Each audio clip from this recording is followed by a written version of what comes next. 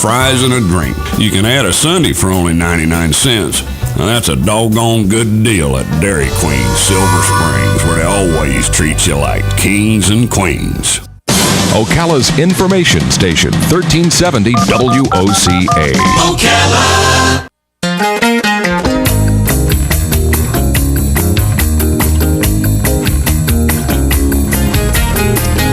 All right, 6 minutes after 10 o'clock. Thank you for tuning in. Beautiful.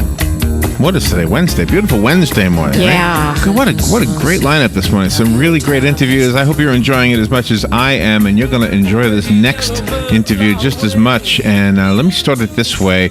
There was a photograph that was circulating on the internet, even made the news a few weeks ago, maybe even a few months ago, and it showed this rather attractive woman with a beautiful dead lion that she had just killed. Do you remember that? I do. And she was smiling, and it was really heartbreaking to me. Now, I know that hunters like to go hunting, and I had a problem with it, and I don't know what that makes me. I mean, I don't want to tell you can't go deer hunting, you know?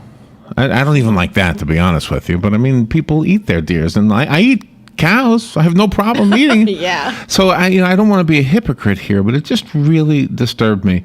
Last week or so, we had a doctor in here from South Africa, and he was telling us that when an elephant gets out of hand or something, there's an elephant problem. Yeah. That they can't just kill one elephant. And we're going to have an expert on this in just a second. Mike Bond is waiting. But what the doctor was saying is that they have to kill the whole herd, family or herd or whatever it is, because they will mourn. And I thought, wow, you got to kill them all. It's crazy.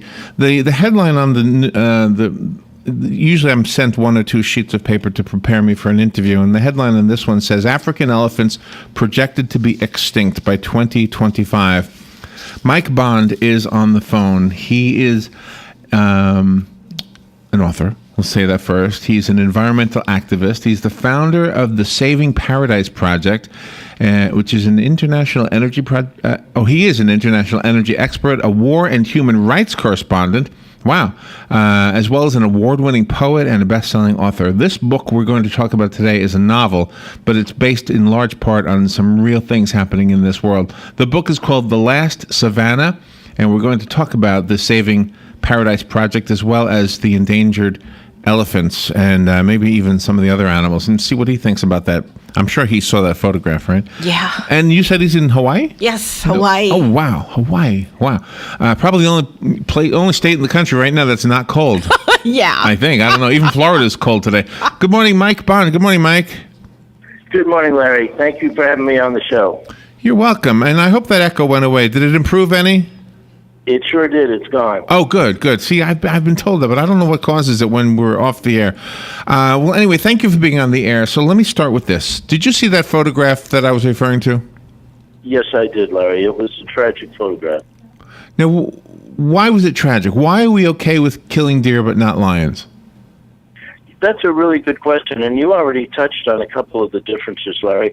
First of all, I'm killing to eat is one thing, but killing to show off how wonderful you are, and killing this magnificent predator that already is in serious danger. The lions in Africa are getting shot to pieces too, just like the elephants, and it's just because somebody feels so insecure they need to kill some majestic thing in order to feel equal to it. I don't know. To me, it's tragic. I will kill what I want to eat, but I certainly don't kill. I have a rule. It's a very Buddhist rule. Okay.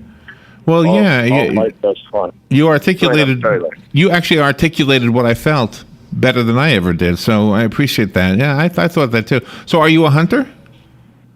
I've hunted, deer and elk and things that I love to eat, but I certainly won't. I certainly won't hunt something I don't eat. Okay, well, and so in other words, your comment is probably holding more weight for our listeners than mine, because I'm a hypocrite. I don't want to kill anything, but yet I'll eat a hamburger.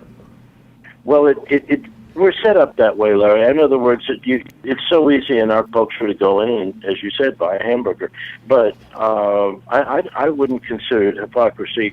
What's hypocrisy is to kill something that's that you're not going to in any way benefit from, you're not going to eat. And I think most folks accept that difference. Your talent as a writer shines in this book. You are a very, very talented writer. And I can see why, when you're talented in that way, you would want to use your talent and tell a story as a novel. But let me ask you, in your words, why did you tell this story as a novel instead of, like an expose piece?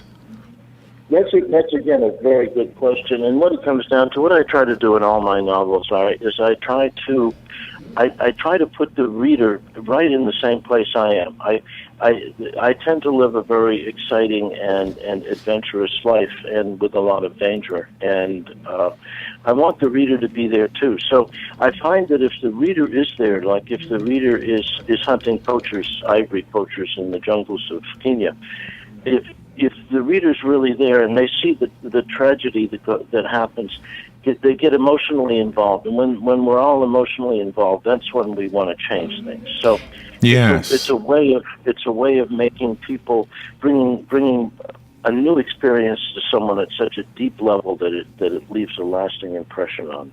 And you've done a great job with the different scenarios and the characters in your book. It's like we're right there. We can feel the pain, and then you still have some levity about situations. Well, thank you, Rob, and I hope that's true. Again, and the other thing is, two people have said that reading The Last Savannah is as good as going to Africa. I've been all over the world, every continent, almost every country, and I want to be able to share that with people. I want folks to know what it's like to, as I said, to be hunting elephant poachers in the bush, and also what it's like to be hunted by a lion, because that's part of the book too. Mm-hmm. And it just creates. Life is so fantastic and so interesting and so mysterious. I just try to bring as much of it as I can to the reader. The African elephant and the Asian elephant. There's, as little as I know about them, I know they're two different types of elephants. Is the Asian elephant as endangered as the African elephant? Even more so, Larry. The Asian elephant will probably be extinct within 5 years at the level of the poaching the way it is now. Oh, wow. And the African, as you said, in 10 years is the latest estimate.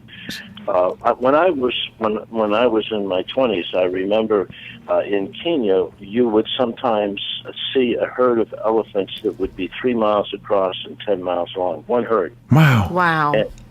And there were 10 million elephants in Africa at the time, and now we're down to a few 100,000.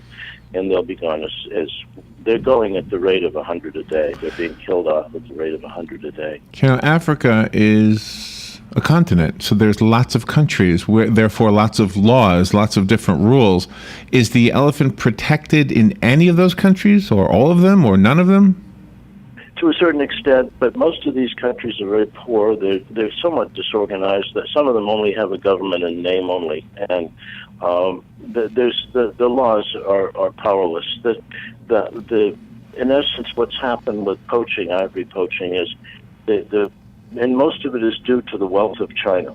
China has become so wealthy, taking away all of America's jobs, that everybody in China, not everybody, but millions of people in China now have money to buy ivory that they didn't in the past. And ivory is a great status symbol in China. It's evidence of your wealth and status. So the demand for ivory has just exploded in China, and prices have gone up 5,000% in the last 10 years of ivory. Okay. And now, because there's only a few elephants left, they're stockpiling the ivory to raise the price. Mike, I want to, in a way, put on hold what we're talking about, just so we can be fair to the story in the book, and then we'll come back to the topic. The book is called The Last Savannah. So the on hold period, if you could, just tell us a movie trailer version of the story in the book. Well, it involves a former SAS British commando named Ian McAdam, and he's a rancher in Kenya, and he's invited by other members of a commando squad to put together this larger effort to stop the poaching in Kenya. So he agrees, and he joins joins together this small team of men, and they go after a group of poachers, and they hunt them for days through the woods, and the jungle and the savannah. And in the middle of it, he finds that these same poachers have also kidnapped a young woman whom he deeply loves, an archaeologist. And so he's in this battle with the poachers, and sometimes he's hunting them, and sometimes they're hunting him. And the battle is not just to kill the poachers; it's also to save this young woman, and basically to save Africa. Oh, wow! And the lion comes in how? Well, whenever you're out in the bush in Kenya or in most East African countries, the lions are around quite a bit, and lions will attack any humans anytime they get a chance. So when you're eventually he's alone, and at the same time that he's still trying to find her, he's being tracked by lions. My goodness. Okay. Well, now you got us wanting to read the book for sure. Now tell me about the Saving Paradise project. I realize that's probably what we were spending most of our time talking about in general. But what is the project specifically? Well, what it is, Larry, is my previous book, which has just been out about a year and doing very well, is called Saving Paradise, and it's about another commando, in this case a special forces vet from the Afghanistan and Iraq wars, and who tries to save the Hawaiian island of Molokai, which has been rated by National Geographic as the sixth most beautiful island in the world. He tries to save that from a huge energy project involving these silly windmills they're putting up everywhere. Mm-hmm. And so it became a huge effort to save this island, and he gets involved, of course, because a journalist has been killed by the energy company, and because she was about to reveal this, and then he gets blamed for her death, and even though he's trying to find who killed her. So the book became quite successful and had quite an impact on stopping this dreadful energy project. And that became the Saving Paradise project. I kind of figured, well, if we can gather attention on things like this, we can also gather attention on things like the loss of the elephants. Yeah. And for instance, in the U.S., the loss of our wolves. Our wolves are going to be extinct in 10 years too. Well, and it's an illustration of the saying that the pen is mightier than the sword. I think you're right, and the gift you have of being a storyteller, I can really see why that is more impactful than any other way you could have told about this. The one thing I think is that now the reason that is true is because we all have a heart, and if you don't touch that heart, then we're not going to react. But when you see a photo like I opened up the show with, the description of the lady with the lion that she had killed, that photo touches your heart. And that photo makes somebody like me, who never thinks about a lion, makes me want to write a letter to somebody. Yeah. You know? Mm-hmm. So a book like yours does the same thing. And I guess what I want to ask is, could this perhaps be a story that gets told in China? And if Chinese people are greatly responsible right now for the huge poaching problem because because of the demand of ivory, couldn't this story change their hearts also and say, wow, we shouldn't, just like you don't see women wearing what do you call them, fox furs, fox or mink or something. I remember when I was a kid, women would wear fox. You still see the face. Oh, sure. Remember that? Yeah. My mom had that. But we did something about that. We made people feel guilty, or we made them realize you're wrapping a dead animal around your neck. Mm-hmm. Mm-hmm. And like you said earlier about the lion, it's killed for show, and I think that's a really good question. My publisher is obviously dealing with foreign rights, and maybe we will get published in China, but it probably would have quite an impact. And the other thing too that comes into the book is that most of the billions of dollars now that are being made through the poaching of ivory is going to Islamic terrorist organizations like Al-Shabaab, which is the one that slaughtered all those people in the shopping Oh, center wow. in Nairobi. So the elephant tusks are becoming the major funding for these dreadful organizations. Well, you can only touch a heart if somebody has a heart. Those people don't have a heart. It's going to be hard to change their minds. And no, they're insane. and this Sorry, is Robin. but this is also big business. I mean, for income for the different countries in Africa, because I have known a few people that have gone over there just to hunt big game, and no matter what animal you want to shoot, you have to tell him one animal costs him like $10,000. Another animal might cost you $20,000 to just go there on safari and to kill it. Yeah, and again, I think that has to do with people feeling insecure. If you feel insecure and you don't think you're courageous, you're likely to try to do something like that. But having shot a lot of high-powered rifles, I can assure you, we all know, there is nothing courageous about walking out into a field and shooting some poor animal with a high-powered rifle. Wow. It's stupid. Is there some kind of an outcry from the individual villagers? I mean, surely somebody in the village must be aware that people are poaching, and then they actually see these poachers, but are they afraid to come forward? Totally, that's a good point, Robin. They're afraid to come forward, and it's sometimes some of the people in the villages are the ones doing the poaching, but the other tragic thing about it is that it's destroying the rural economy of Africa, because tourism is going, once the elephants and the lions and all the other major animals are gone, tourism is going to disappear, and many African communities live to a certain extent on the income from tourism. So it has a devastating impact on the economies of these countries.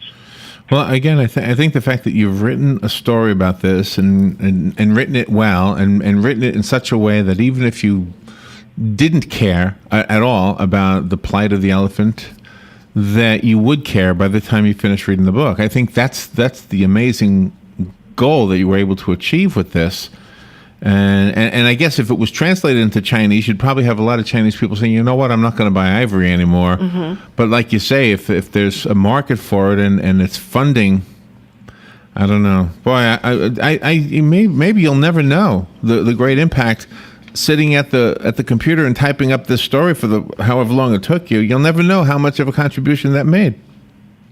Yeah, but you know it's done something. You know, it's when I can reach out to folks like you, for instance, and the three of us can get concerned together, then we know we're going in the right direction. So yeah, I think you're right.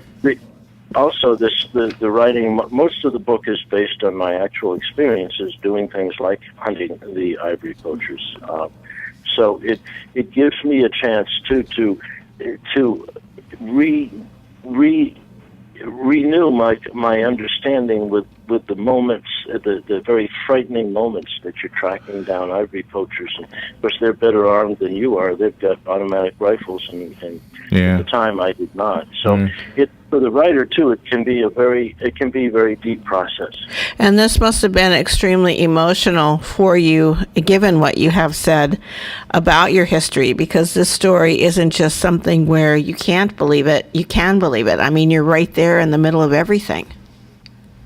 Oh, I try to do that with all my books. All my books, like I've got an upcoming book on Iraq and Afghanistan, from the point of view of a U.S. Special Forces person, and what I tried to do with them is to put the reader right absolutely in the middle of what it really was like to be in a firefight in Afghanistan, what it really was like to walk the streets of Fallujah and know at every second you could be blown up. It's by taking, as Larry said, it's by taking people deeply into an event that you change hearts. The book is called The Last Savannah. It is written by our guest, Mike Bond, and while it is a novel, it is also pointing out a travesty. Is that the right word, Robin? A Yes. travesty. Injustice. The fact that when you were 19, I was just looking at your bio a little bit. Walked across the Sahara. That is awesome. Yeah. And then I see this statistic that was provided to me, and I know you kind of illustrated it earlier with your own what you had witnessed about the size of the herd of the elephant. But just to recap, I guess, there were 12 million elephants south of the Sahara in 1900. There are now 350,000. That's a tragic number, isn't it? That's terrible. And by the year 2020, and it's almost impossible to repopulate the planet with elephants. It's not the same as birds or fish where you could kind of do it in an enclosed environment. I mean, elephants need huge amounts of space. We couldn't even begin, could we? Like, if we wanted to try to repopulate the earth with elephants here, what would we do? Go in Texas or something? It'd have to be someplace hot, like Mexico or something, right? Yeah, you really couldn't do it. It's got to be done in Africa. And when the populations get too much lower, the problem is the genetic diversity disappears, and you don't have enough genetic diversity left in the DNA of the surviving animals to keep the species going. So, really? What has to be done is really a strong international movement to try to save the animals that are left, putting the pressure on China, and as well as a really strong military presence on the ground in Africa. And maybe the one fact that you mentioned that'll get some people writing letters is the fact that the poaching actually funds Al Qaeda. Mm-hmm. Oh, absolutely, yeah. And also, the interesting thing is, after China, the United States is the world's second largest market for blood ivory. Kidding? Oh, that's terrible. No. So there has to be some kind of government officials involved also that are able to look the other way when that type of thing is imported or exported, as the case may be. Yeah, exactly, Robin. I mean, although in some of the African countries, the government officials are actively profiting from the poaching, and as you said, for tusks to come into this country and not be discovered involves a certain amount of fraud. You know, the irony is that a songwriter who might be on Mike's side here writes a song to express the need to save the elephant, and the keys on that piano that he's writing on were made out of ivory. Oh, that is an irony. Oh my God, I never thought about that. Wow. Wow. Mike, thank you for being on the air with us. Thank you for what you're doing. That's the bigger thank you. Yeah. It's an honor to have you on the air is probably what I should say. I have a copy of Mike's book. Let me give it away. If you're a listener, if you are listening, I know you are a listener. If you're listening, the phone number to call to ask for the copy I have, I only have one, is 622-WOCA. That's the WOCA Climate Control Source Hotline. So if you want the book, call me. It's called The Last Savannah. The rest of us have to go buy it. Mike Bond is the author, so it's easy to look it up. And I went to your website, Mike. It's mikebondbooks.com. And there is a link there for Amazon, Barnes & Noble, Kobo, which I've never heard of, and Books A Million. How else do we get the book? And what else do we need to know? Well, most bookstores carry it, so The Last Savannah is available in most bookstores and also libraries. There's no reason to buy it if you can pick it up in the library. So if your library doesn't have it in Ocala, for instance, or anywhere in the greater Ocala area, most of the libraries probably would have it. But if not, just ask them and they'll order it. Now, that is a secure author when he says, don't even buy it, just go to the library. Right. Yeah. But don't the proceeds go to fund the projects from your book? Yes, every single penny made in this book goes through the Saving Paradise Project to the protection of elephants. Yeah, and what is paradise? Is it the whole planet? It used to be. And there has to be a lot of courage on your part, sir, to write this and to head a project of this magnitude, because there are always those out there who don't want to see you succeed because it will take away from their monetary gain.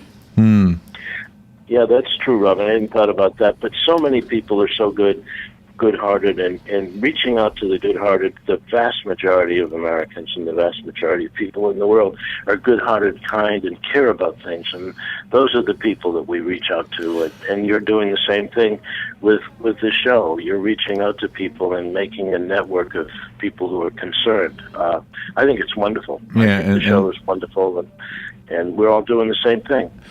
Mike, thank you for saying that. And just I could brag about our listeners. These listeners let us know who they are quite often with email and with visiting. Sometimes they just come into the studio, and it's a different breed really than probably if I was working at a rock and roll station or something. It's a very different listenership. Mike, thank you for what you're doing and for being on the air with us. Good luck with everything. The book is called the book. The website is MikeBondBooks.com. The book is called The Last Savannah. Thank you, Mike. Thank you, Larry, and thank you, Robin. I really appreciate being on the show, and I send my best wishes to everyone down in Florida. And thanks again, and keep on trucking. You're doing a wonderful thing. And what time is it in Hawaii? What time did you get up? It's now 5:30, which this time I'm normally up by 5 anyway. Okay, so it's perfectly into my day. Okay. Well, thank you for getting up so early to be with us. All right, we'll take a little break. We'll be right back. Hey, I'm Gary. And I'm Eric. Did you know that Red Eye Radio is on WOCA The Source every night from 2 to 6 a.m. and it's live? That's right. No tape shows here. We know that the news doesn't sleep. And neither do we. So we're here with you live from 2 till 6 a.m. every weekday. Call us 866-90-RED-EYE. So join me, Gary McNamara. And me, Eric Harley, every weeknight to discuss the latest in news and entertainment. Right here on WOCA The Source.